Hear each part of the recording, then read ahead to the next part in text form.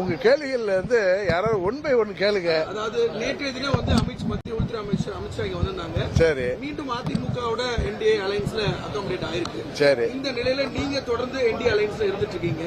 So தொடர்ந்து continue பண்றீங்களா? என்ன ஸ்டேட்டஸ்? நான் உங்க முன்னாடி பல முறை நீங்க இதே மாதிரி கேள்வி கேட்டப்ப நான் சொன்னதை மீண்டும் உங்களுக்கு ஒரு முறை நினைவுபடுத்த விரும்புகிறேன். அம்மாவின் தொண்டர்கள் அவர்கள் எங்கிருந்தாலும் ஓர் அணியில் திரண்டுன்னு நான் சொல்லியிருக்கேன். நீங்க ஒரே கட்சியான்னு கேட்டப்போங்களா இல்ல, ஓர் அணியில் திரண்டு திமுக என்கிற இந்த தீய சக்தியை வீழ்த்துவதற்கு தேசிய ஜனநாயக கூட்டணிக்கு ஆதரவளிக்க வேண்டும் சொன்னேன். அதுதான் இப்பொழுது நடந்து வருகிறது. இன்னும் பல கட்சிகள் யாரெல்லாம் திமுகவுக்கு எதிராக இருக்கிறார்களோ, திமுக ஆட்சி தொடரக்கூடாது, மக்கள் விரோத ஆட்சி தொடரக்கூடாது என்று நினைக்கிறார்களோ அனைவரும் தேசிய ஜனநாயக கூட்டணிக்கு ஆதரவளிக்க வேண்டும் என்று சொன்ன அதுதான் நடந்திருக்கு. இதுக்கு அடுத்த கேள்வி என்ன கேட்கணுமோ கேள்வி. அதாவதுங்க, தேசிய ஜனநாயக கூட்டணிங்கிறது பெரிய சமுத்திரம் மாதிரி. தமிழ்நாடுன்னு வர்றப்ப அம்மாவுடைய கட்சி அதுல தலைமை ஏற்கனவே சொல்லியிருக்காங்க. அதுல என்ன உங்களுக்கு அதுல என்ன பிரச்சனை இருக்கு? நீங்க அந்த தலைமையை ஏத்துக்கிறதுக்கு தயாரா இருக்கீங்களா? நீங்க தான் அது உள்துறை அமைச்சர் உங்களுடைய கேள்விகளுக்கெல்லாம் பதில் சொல்லியிருக்காரு. நாங்கள் எல்லாம் தமிழ்நாட்டில் திமுக என்கிற தீய சக்தியை வீழ்த்த வேண்டும் என்கிற புரட்சி தலைவர் இதய தெய்வம் அம்மா அவர்கள் வழியில் வந்தவர்கள், அவர்களின் கொள்கைகளை தாங்கிச் செல்பவர்கள். தீய சக்தி திமுகவை வீழ்த்த வேண்டும் என்பதற்காகவும் இந்தியாவின் பிரதமர் மோடி அவர்களின் களத்தை வலுப்படுத்துவதற்காகவும் அவருடைய அணியில் இருக்கோம். இன்னும் சொல்ல போனா பாரத பிரதமர் மோடி அவர்களின் அணியில நாங்க இருக்கோம்.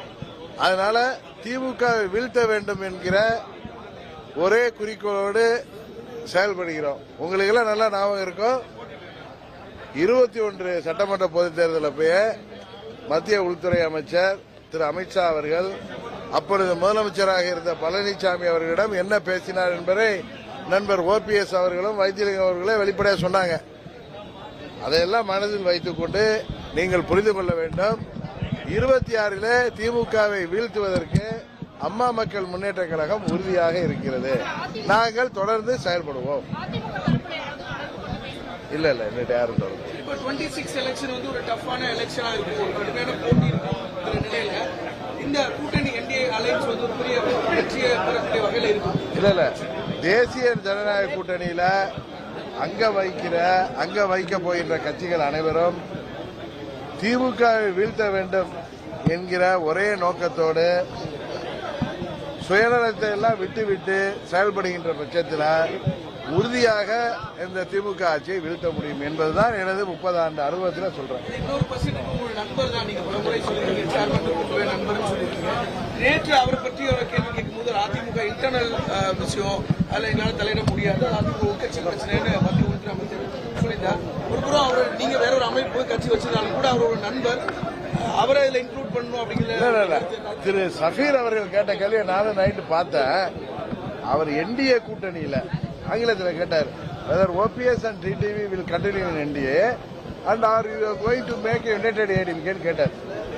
are you going to make a united ADMK கேட்டப்ப அதுக்கு உள்துறை அமைச்சர் சொன்ன பதில நான் பார்த்தேன். அதிமுகவோட உள்கட்சி விவகாரத்தில் நாங்க தலையிட மாட்டோம்னு சொல்லியிருக்காரு.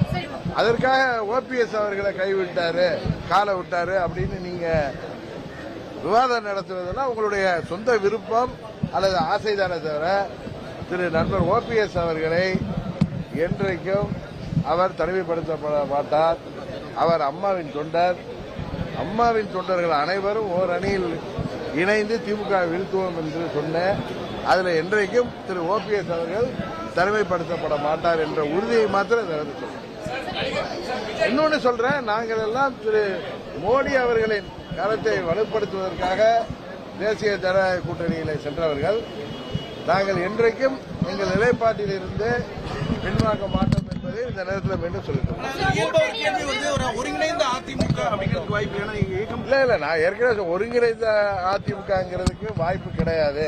ஏன்னா ஒரு சிலருக்கு பரந்த மனம் இல்லை.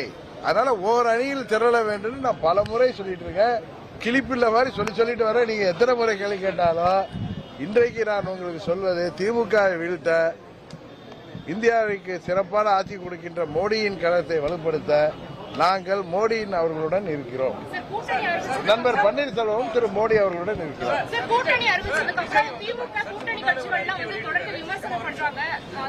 எந்த கூட்டணி?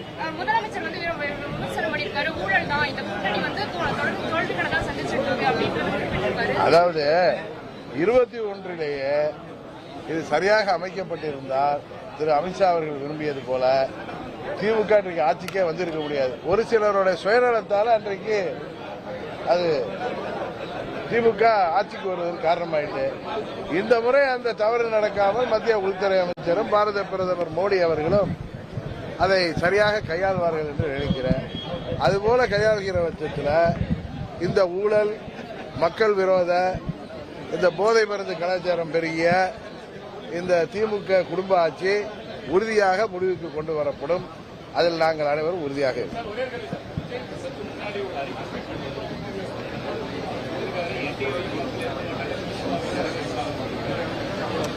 அது அவருடைய ஆசை, விருப்பம். 26 சட்டமன்ற பொதுத் தேர்தல் முடிவுகள் மக்கள் யாரை ஏற்றுக்கொள்வார்கள் என்பதை தெளிவுபடுத்தி விடுவார்கள். இதுல எங்களை, உங்களை, அவங்கள அப்படின்னு பேசுவதெல்லாம் ஒரு முறையாக இருக்காது என்று நான் நினைக்கிறேன். பொன்முடி மாதிரி திமுக பல பேர் இப்படிதான் பேசுவாங்கன்னு தெரியும். கேட்டா அதான் திராவிட மாடல் அப்படின்னு பேசுவாங்க. இவர்களுக்கு இது போல மற்ற மனிதர்களை, குறிப்பாக பெண்களை அவமதிப்பது, சிறுபான்மைக்கு காவலர்கள் என்று சொல்லிக்கொண்டு பெரும்பான்மையை அவமதிப்பது, இதற்கெல்லாம் ஒரு முற்றுப்புள்ளி 26 சட்டமன்ற பொதுத் தேர்தலில் வைக்க வேண்டும்.